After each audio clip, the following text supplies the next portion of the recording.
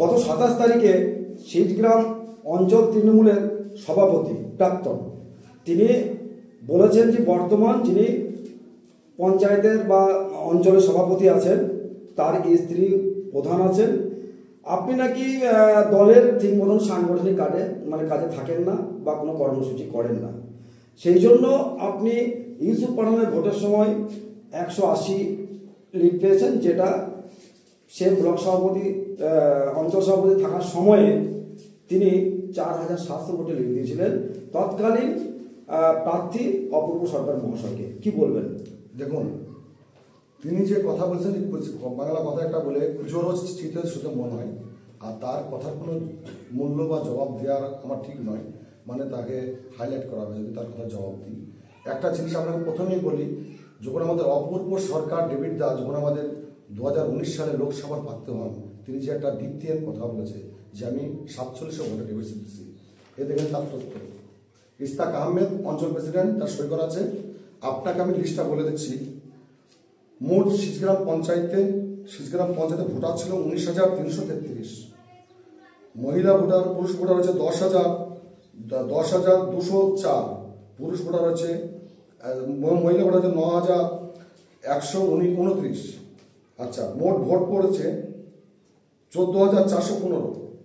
তৃণমূল কংগ্রেস পেয়েছে 6,215, কংগ্রেস পেয়েছে 6,458।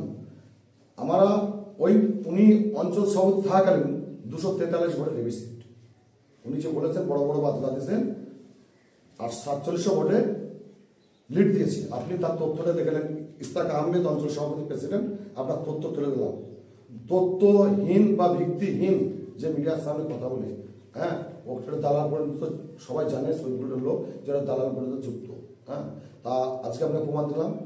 আপনি চলে যান 24 লোকসভা। 24 লোকসভায় আমরা 283 ভোটে লিড দিয়েছি ইউসুফ পাঠানকে। এবার আপনাকে বলি, উনি অঞ্চল সভাপতি থাকালীন অবস্থায় 2021-এ যখন বাদ যায়, হুমায়ুন কবির সাহেবের বলেছে যে আজকে যে হুমায়ুন কবির জিন্দাবাদ করছে ইস্তাক আহমেদ, তার নাম করে বলছি, তিনি সেদিন তিনার দুই পায়ের হাঁটুতে জল দাঁড়াচ্ছিল। তিনি তখন বলছেন পেশেন্ট, বাড়ি থেকে বেড়ায়নি। আমরা ভোটে করে 5,444 ভোটে লিড দিয়েছি 2021 সালে হুমায়ুন সাহেবকে, যিনি আমাদের বর্তমানে এমএলএ আছেন। সেদিন কিন্তু তিনি বেরাননি, তখন হুমায়ুন কবির বিরুদ্ধে কথা বলেছিলেন বড় বড়।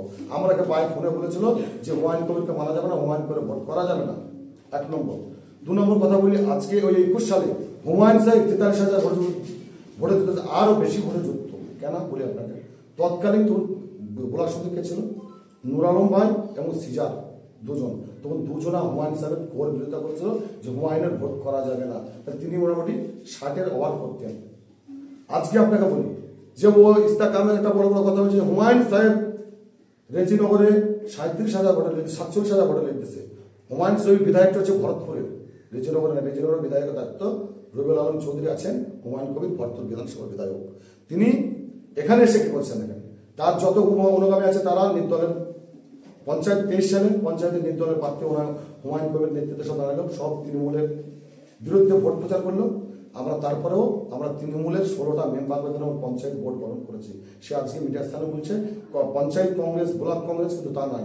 আমরা পঞ্চায়েতের উপপ্রধান বসেছে তৃণমূলের, প্রধান তৃণমূল করেছি, আমরা ভোট গ্রহণ করেছি। এবং আপনাকে বলছি 24-এ যে ভোট, যে বড় বড় বার্তা দিচ্ছে এক্স অঞ্চল সভাপতি, তিনি কংগ্রেসের ভোট করেছেন, অজিত চৌধুরী ভোট করেছেন। এবং তার যা অনুগামী ছিল তারাও কিন্তু কংগ্রেসের ভোট করেছে, তারা তৃণমূলটা করে না। এটা বাস্তব। সেই এলাকার বর্তমানে আমার পেছনে 2টো মেম্বার আছে, তারা বলে দেবে। এবার আপনাকে বলি আরেকটা কথা বলবো পাশাপাশি, যে আমি এখানে কোনো প্রোগ্রাম হলে আমরা ডাক পাই না। ডাকটা কোথায় পাবে? সেখানকার নেতৃত্ব আছে আকবর ভাই, ঝনু, দুলাল, হাবিবা মেম্বার প্রতিনিধি, আচ্ছা রিয়াজুল, 4টা মেম্বার আছে সেখানে। তারা নেতৃত্ব দেয়, তারা শহীদগুলোটা মানুষকে সকলে তারা যথেষ্টভাবে 2024-এ তারা তাদের নেতৃত্বে লোড লিড ইউসুফ পাঠানকে দিয়েছে। আমরা সে যখন কংগ্রেসে ভোট করেছে তাকে কিসের জন্য ডাক দিতে যাবো? আমরা শীতগ্রামে পঞ্চায়েতে আমাদের 20টা বুথ আছে, আমরা মাঠে ঘাটে সব জায়গায় থাকি, সব জায়গায় প্রতিটা মানুষের ডাকে সাড়া দিই। এবং আপনারা দেখতে পান মিডিয়ারা যে রাত্রে 10টা 11টা 12টায় কোনো মানুষের সমস্যা আমরা থানায় যেয়ে হাজির হয়, কোনো মানুষ বিপদ পড়লে হসপিটালে হাজির হয়, কোনো মানুষের অপারেশন করলে স্বাস্থ্যসাথী কার্ডের নাম দেয়, নামটা কি করে করতে হবে সেটা আমরা করি। আবার পাশাপাশি আরেকটা কথা বলি, আজকে তিনি বলছেন ইউসুফ পাঠানোর জন্য বড় বড় কথা। আজকে আমাদের বিধায়ক 2024 সালে আমাকে একবার খোঁজ নিয়ে দেখেনি যে শিশগ্রাম পঞ্চায়েতে তোমাদের কিরকম ভোট পড়বে। একদিন আমাদের সাথে সে প্রচার আসেনি, দুটো দিন আমরা দেখতে পেয়েছিলাম। একটা দিন ভরতপুরে ফিরাদাকে এসেছিলেন, সেদিন তিনি আগে মঞ্চে দেখতে পেলাম। আর একটা দেখলাম আমাদের ইস্তফ পাঠান যখন আমাদের এই শিশগ্রামে তিনি যখন র্যালি করেন, সেই রেলের অর্ধেক রাস্তা যে তিনি চলে যান, তারপর কাউকে বাই ফোনে এবং কথা আছে কাউকে কোনো জিজ্ঞাসা করেন, কোনো প্রচার আসেননি। এবং তিনি লোকসভার ভোটে আমাদের কোনো রকম কোনো দায়িত্ব বা কোনো কিছু করেননি। তাহলে আমরা কি বুঝি তিনি বড় বড় কথা বলছেন। তিনি তো যখন ইস্তফ পাঠানকে যখন মমতা ব্যানার্জি দল প্রার্থী করে পাঠান, তখন তো আমাদের এমএলএ সাহেব বলছিলেন যে আমি বলে কথা মানি না। তাহলে তিনি আবার কি করে ভোট করলেন, কি করে আমরা জানবো? তিনি ভোট করলেন, আমরা কি করে জানবো? তাহলে আপনারা সদা ভাবতে হবে। আজকে তিনি বড় বড় কথা বলছেন। ইস্তফ পাঠানের এমপির বয়স হলো 1 বছর, তিনি অলরেডি আমাদের শিশগ্রাম পঞ্চায়েতে 2,47,000 টাকার স্কিমে 3টা লাইটের স্কিম নিয়েছে। আমরা শিশগ্রাম পঞ্চায়েতের মানুষের সাথে পরিষেবা পাই, একটা অ্যাম্বুলেন্সের স্কিম নিয়েছে এবং 2টো জল ট্যাঙ্কির স্কিম নিয়েছে ইস্তফ পাঠান। আজকে তাকে 5 বছর পূর্ণ হতে হলো এমএলএ সাহেব হুমায়ুন সাহেব বলুক জোর গলা মাইকে বলুক কণ্ঠে যে শিশগ্রাম পঞ্চায়েতের আন্ডারে বা কোনো মেম্বারের আন্ডারে, কোনো প্রধানের আন্ডারে আমি 5 টাকার 5টা দিচ্ছি বা একটা তিরপল দিচ্ছি বা একটা গরিব মানুষের হাতে কাপড় তুলে দিচ্ছি। আজকে কাদের হাতে দিচ্ছেন আপনারা মিডিয়ার মাধ্যমে দেখতে পাচ্ছেন। যারা এখানে বুক চুকে 2021 এবং 24 বুক চুকে কংগ্রেসটা করে, তাদের হাতে মাল তুলে। উনি বলেছেন আপনার পঞ্চায়েত এলাকার শহীদপুরে 96 লক্ষ টাকার যে রাস্তা হুমায়ুন কবির সাহেব ছোট সাহেব, এটাও ভিত্তি না। আপনি দেখতে পেয়েছেন সেই রাস্তাটা আমরা জেলা পরিষদের সভাধিপতিদের অতির হুকুম মোতাবেক আমাদের ব্লক সভাপতি, আমাদের পঞ্চায়েত সদস্য, প্রধান, উপপ্রধান, অঞ্চল সভাপতি সবাই থেকে আমরা সেই রাস্তায় শিলান্যাস করছি এবং সেই রাস্তা পথশ্রী আমাদের স্কুলকে ওনার কোনো এমএলএ। তাই আপনার ওখানে বোর্ডে লেখা থাকবে এমএলএ ফান্ডের টাকা, বোর্ডে লেখা থাকবে, আপনি দেখবেন তো ওটা রাজ্য সরকার পথশ্রী, ওটা রাজ্য। আমি আপনাকে আবার বলে দিচ্ছি, আপনার এই অক্টোবর থেকে নভেম্বর মাসে আমার শিশগ্রাম পঞ্চায়েত 4টা পথশ্রী রাস্তা অলরেডি টেন্ডার হতে চলেছে। সেটা তো উনি বলবেন যে আমি 4টা রাস্তা আমার এমএলএ আমি করে নিয়ে আসছি। আমরা নিজে পেতেছি, আমরা নিজে ইঞ্জিনিয়ার জেলা থেকে যেমন রাস্তার স্কিম আমরা দিয়েছি এবং কাদের গেস্ট হাউসে দিয়েছিলাম, সেটা আবার আপনার এই জুলাই মাসে সালারে টাপুর আছে দেওয়া যাবে আইপ্যাকের লোককে। আমরা ওনাকে প্রশ্ন করেছিলাম যে তৎকালীন লোকসভা ভোটের ইস্যু এতদিনে কেন প্রকাশ করলেন। উনি বললেন এখন বর্তমান দলের যা পরিস্থিতি বা যা কাদা ছোড়াছড়ি, সেই কারণেই নাকি উনি মুখ খুলেছেন। দেখুন আপনাকে বলি একটা কথা, বাংলা কথা বলে প্রচুর চিত্তদৃষ্টন্ত হয়। তা উনি তো নিজে ধরেন নির্দল, 24 কংগ্রেস, নানা রকম মানুষ জানে যে উনি মানে একটা মানুষের উপকার করতে গেলে পয়সার বিনিময় ছাড়া উপকার করেন না। আবার একটা পাশাপাশি কথা আপনি মনে করে দিলেন, কিছুদিন আগে মাস 2 আগে আমরা শুনতে পেলাম যে এমএলএ কোটা নাকি ঘর দেবে। সেই সমস্ত গরিব মানুষদের যে এমএলএ কোটা ঘর দেবে কাগজ দিলে প্রত্যেকটা মানুষের কাছে 5,000 টাকা নিয়েছে। এটার কোনো প্রমাণ আছে আপনার কাছে? আমি আপনাকে প্রমাণ না থাকলে বলবো না, এবং আমি যদি আপনি চান সে সমস্ত ব্যক্তিকে নিয়ে সামনে মিডিয়ার সামনে হাজির করবো। এখন আমাদের মানে পশ্চিমবাংলায় 294টা এমএলএ আছে। ভরতপুর বিধানসভায় হুমায়ুন সাহেব একা এমএলএ নাই, একালে এমএলএ নয়। কথা হচ্ছে 294, আমরা কোনো জায়গায় শুনতে পাচ্ছি না যে এমএলএ কোটার ঘর আছে। ভরতপুর বিধানসভায় শুনতে পাচ্ছি এমএলএ ঘর আছে। ওই সমস্ত দালাল চক্র লোকরা গরিব মানুষের ভাড়াতাবাজি দিয়ে 5,000 টাকা নিয়েছে। এখন 5,000 টাকা ঢুকলে আরো 5,000 লাগবে। উনি বলেছেন যে ব্লক সভাপতি এখানে কোনো মিটিং মিছিল হলে তাকে ডাকে না। কিসের জন্য ডাকবো? আপনাকে বললাম তো একটু, আমাদের ওখানে 5 জন নেতৃত্ব আছে, 4টা মেম্বার আর একজন আকবর। উনি দাবি করছেন যে ব্লক কমিটির উনি সদস্য আছে। উনি কোনো ব্লক কমিটির সদস্য নয়, ওখানে শহীদপুরটা একটাই আছে, এটা আকবর। আর শেখ আকবর আছে, মোহাম্মদ আকবর আলী, উনি ব্লক কমিটির সদস্য। তাছাড়া আজকে ব্লক কমিটির সদস্য নয়, পঞ্চায়েত সদস্য আছে 4খানা এবং ব্লক কমিটির সদস্য আকবর শেখ। তাছাড়া কেউ নেই। প্রাক্তন অঞ্চল সভাপতি অভিযোগ করছেন যে তিনি এখানে নাকি অনেক উন্নয়ন করছেন, তার ছবি নাকি আপনারা কোনো জায়গায় লাগান না। বিধায়ক বলে মানুষ কিন্তু কানা না। এখনকার বর্তমানে সরকারি স্কুল চাইতে পাবলিক স্কুল প্রচুর আছে, প্রতিটা ঘরে এখন শিক্ষিত ছেলে মেয়ে। তাইলে বোর্ড এখন যেমন আমরা পঞ্চায়েত উন্নয়ন করছি, আপনার সামনে একটা ট্যাঙ্কি আছে, আপনি দেবেন সেটা কোন তহবিলের কাজ। শিশগ্রাম পঞ্চায়েতের এমএলএ কোটা না জেলা পরিষদ দেখতে হবে, এমএলএ একটা বোর্ড থাকবে। যেমন জায়গায় এমএলএ রাস্তা করলো, অমুক জায়গায় এই বিল্ডিংটা করলো, কেন আমরা তো জানি না। আমরা তো নজরে নেই যে এমএলএ কোনো কাজ যে আমাদের নজর আছে তো নাই নেই। আচ্ছা, আরেকটা অভিযোগ করেছেন যে বেশ কয়েক মাস আগে বা কিছুদিন আগে এমএলএ সাহেবের আপনারা নাকি বা তৃণমূলের কর্মীরা নাকি ঝাঁটা বা জুতো মেরেছিলেন। দেখুন আমাদের সেখানে ব্লক সভাপতি নজরুল ইসলাম টার্জেন সাহেব এবং আমাদের প্রধান বা অঞ্চল সভাপতি আমাদের নেতৃত্বের নাই। জনগণ যখন যার প্রতি বিচ্ছিন্ন হবে অটোমেটিকভাবে আজকে আমার ওয়াইফ পঞ্চায়েতের প্রধান, ইনিও প্রধান পঞ্চায়েত, আমার এই শিশগ্রাম পঞ্চায়েতের লোক যখন সেবা পাবে না, যখন প্রধানকে দেখতে হবে, প্রধানের কোনো কাজে পাবে না, এই যে এসআইয়ের সময় চলছে, মানুষ যদি প্রধানকে পাশে না পায় তা আমার পক্ষ কাজ চাটা পারবে, প্রধানকে চাটা পারবে না কেন? মানুষ পরিষেবা যদি না পায়, আর মানুষ যদি পরিষেবা মানুষ তো বলবেন উনি তো আমাদের ভরতপুর ছাড়াই হয়েছিলেন, ভরতপুরের মানুষের জন্য কোনো কথা পাবেন না, উনি তো নিজের স্বার্থ কথা পাবেন, ওনাকে জেলা সভাপতি করতে হবে, ওনাকে মন্ত্রী করতে হবে, এই সমস্ত হবে।